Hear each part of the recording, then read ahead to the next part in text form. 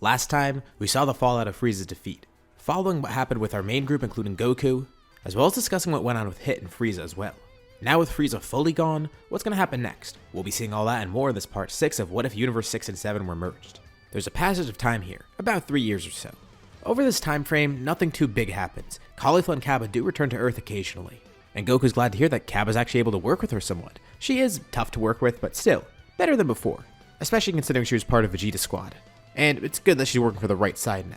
The two have actually been gone from Earth for a while, and learned that Goku accesses some sort of new power, a transformation called Super Saiyan. They don't learn to access it right away, but still, they definitely are going to try and work towards that, especially with Caulifla wanting to get that. The two do have jobs as a galactic patrolman after all, so they can't just be here training all the time.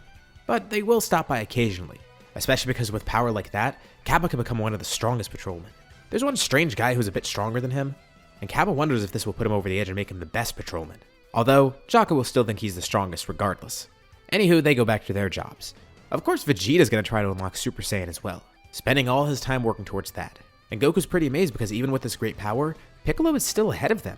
He guesses that makes sense though because he did merge with a bunch of Namekians, essentially the whole planet of warriors. And he's glad he got to fight Frieza before because he knows Piccolo could have just killed him easily. He and Hit weren't actually needed in that fight. But this doesn't deter Goku. If anything, it keeps him more motivated, trying to reach Piccolo's level and surpass that. He knows he can. Although, something gets in the way of all this. Goku eventually comes down with some strange virus, and nothing can be done about it. But Cabba eventually does get word of this, wondering if he could do anything to help. The Galactic Patrol has a ton of advanced tech and resources, so maybe they could do something to make a cure. Bulma honestly isn't too sure because she couldn't even whip up something. Same with Dr. Brief, and they're not really too into medicine anyways.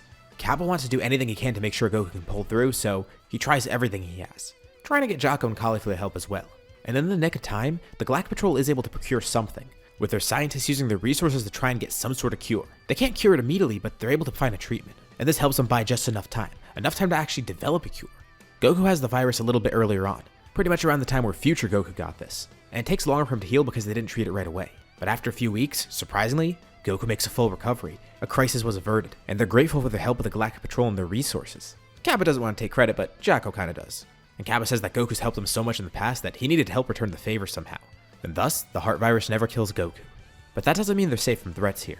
One day, there's a terrifying news report. Some city's being attacked by what looks to be just 2 regular teenagers or something. No one has a clue of what's going on. Krillin's the first to get word of this and contacts the others. Judging from what they see on the newscast, it looks like somebody using Ki to attack.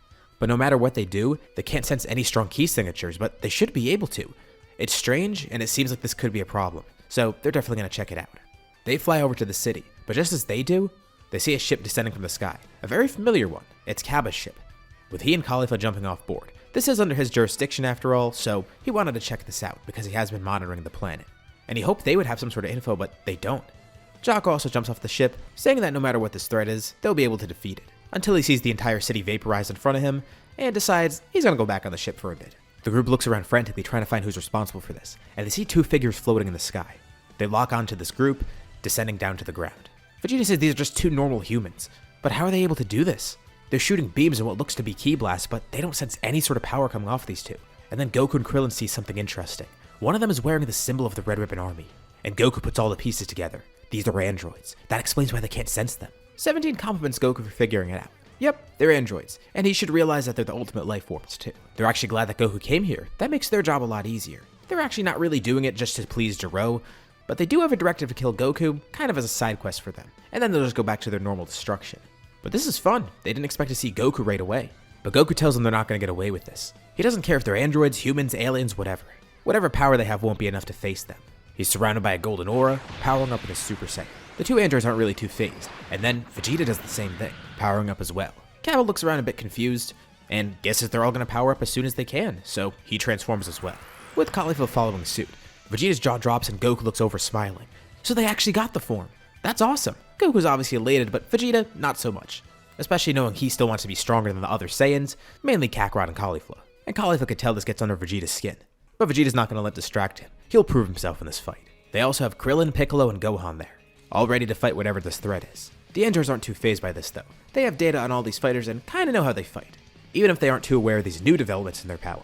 The Super Saiyans all fight with great speed, but no matter what they do, it's not enough to fight the androids. It is enough to just push them back though, and basically hold them off, but not nearly enough to kill them, especially because they learn that androids have infinite energy. But there's something there that really helps them tip the scales, that being Piccolo. he still is the strongest in the group. And no matter how strong the androids are here, it might not be enough to face Piccolo, and they kind of realize that right away. The Super Saiyans have their fun at first, and it's not like Piccolo wasn't already fighting seriously, but once he sees that they're not faring too well, he decides to show off some more of his power.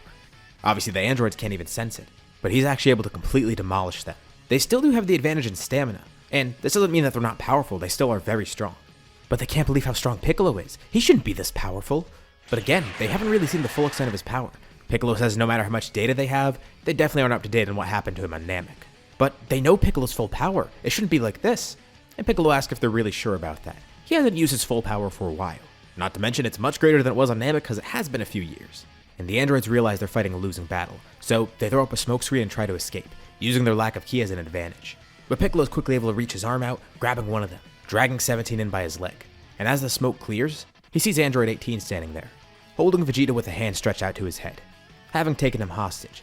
Alright, Piccolo could do the same, taking Android 17 as his hostage. So it's come to this. They've realized they've lost, so their only option is to actually take a hostage. How pathetic. And 18 has no clue what to do because this is the only thing she could think of in the meantime.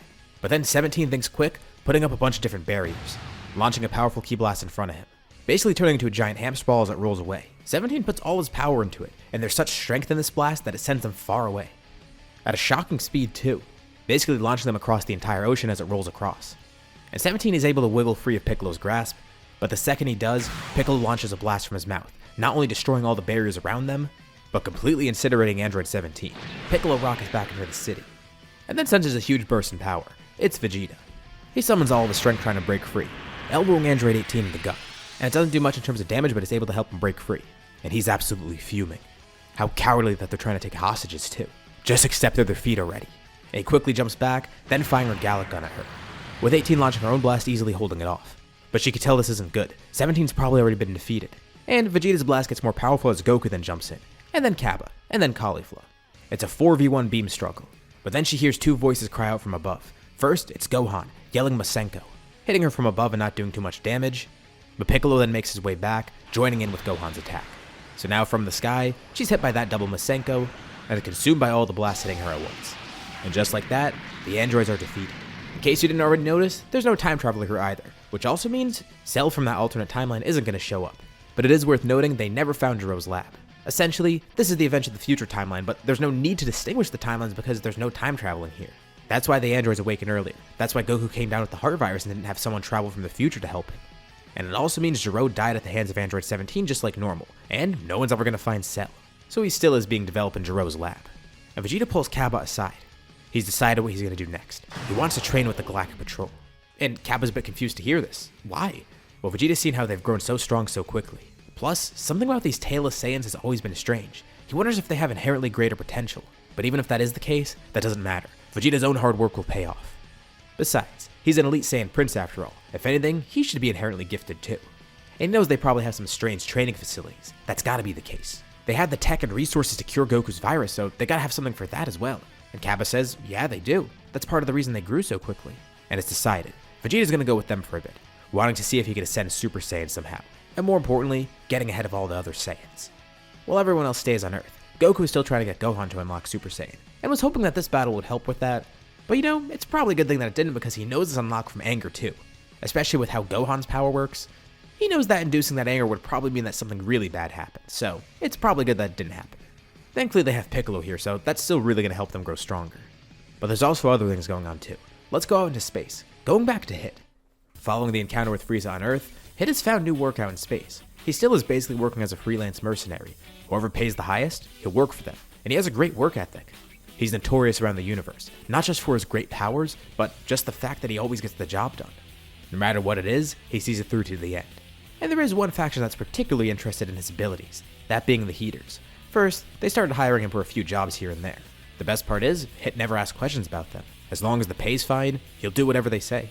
Taking out high-ranking soldiers on other planets, any competing factions, or even cleanly assassinating people that work for them that they want to get rid of. Because the Heaters do have some of those people. And with him working with the Heaters so much, they form a good business relationship with Hit. And he becomes one of their star mercenaries, although he is pretty competitive with another one of the mercenaries, one who's also doing very well in his own right. That being Granola. The two are very competitive, with Granola being sent out as basically a pirate. He has his own great abilities. and definitely is powerful, but the Heaters still kind of view him as a problem. Their empire is expanding, especially without Frieza there. They're able to take the throne and fill that power vacuum, taking over as many planets as they can and making as much money as possible. And with this, they're getting more soldiers, more strong people, people that they can trust. And the Heaters start to view Granola as more expendable than he was before. And Granola could easily tell what they're thinking. He doesn't have as much jobs with them anymore, and when he does, they're a lot more dangerous than they were before. Granola starts trying to train more and more, trying to grow stronger. He feels like he knows what the Heaters are going to do. Frieza might be gone, but he knows there's still other threats out there. The Heaters are still a pain, and Hit might be a potential threat as well. But Granola knows that there's also Saiyans out there apparently. Granola's a bit paranoid, thinking he has enemies everywhere. And he wants to do whatever he can to preserve his life, wanting to figure out maybe how Hit's techniques work. Maybe he can get them for himself. This could be the key to his survival. He can get rid of the Heaters once and for all. Get rid of Hit too, so he's not a threat. And even better, enact revenge on the Saiyans, who ironically enough he heard about from Hit, who had mentioned them in passing to the Heaters while Granola was eavesdropping. And one day, Granola is able to get what he wants. Hit goes to the Heaters' headquarters for another job, but feels a strange sensation as he's walking in, almost as if his time skip is activated. He can move freely, but he knows he didn't activate his time skip. And then he realized what this is. It must have been someone else. Even though it was only for a split second, someone used the time skip ability. He felt a weird ripple in time that felt like it almost stopped for a bit. He rushes inside and all he sees are the Heaters on the ground. Every single one of them, they're dead.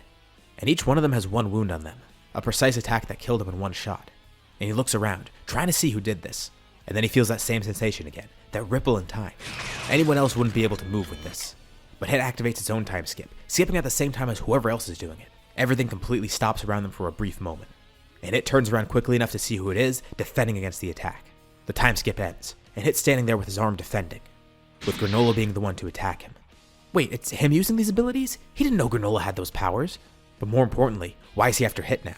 As we've discussed before, Hit doesn't really care about his employers. He's not loyal to them and has no attachment to the Heaters. They just pay him, that's really it. But Granola is directly threatening him, so this is his problem now. Hit tells Granola he has no clue how he got this power or what he's planning. But if he plans to try and kill Hit, Hit's gonna make it as tough for him as possible.